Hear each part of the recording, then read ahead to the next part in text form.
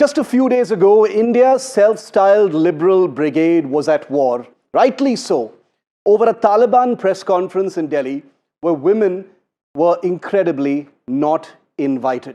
Full outrage mode, long essays on gender apartheid, endless social media performances, and discount activism about their stand on Afghan women and how dare the Indian government allow the Taliban to do the same in Delhi. The same loud voices of Nari Shakti, whether it was in parliament, whether it is in political parties, they've suddenly lost their tongues over Mamata Banerjee's disgusting comment on the Durgapur gang rape in Bengal. How was she out at 12:30 a.m.? That's what Bengal's chief minister asked about a woman, a student who was gang raped. Imagine that. And imagine the silence that followed. No fiery op-eds, no social media circus, no candlelight marches, because this time the villain wasn't the Taliban, it was one of their own, the ever-convenient friendly forces. Now, let's not pretend this is new, because Mamata Banerjee has a long and unbroken record of blaming the victim. Remember the Park Street case? She's the one who once said rape cases in Bengal were Sajana Ghotona, staged events. This isn't the first time she has asked why a victim was out late. That's not an error or even a misquote.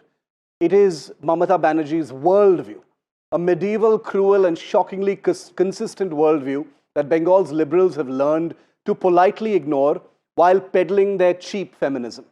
And yet these very people strut around with the flag of women's empowerment.